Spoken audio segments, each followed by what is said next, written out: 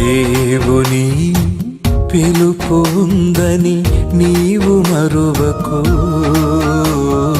ఆ పిలుపు ఎప్పుడొస్తుందో నీవు ఎరుగవు.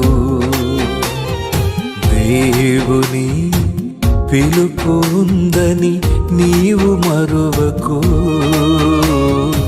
ఆ పిలుపు ఎప్పుడొస్తుందో నీవు ఎరుగవు.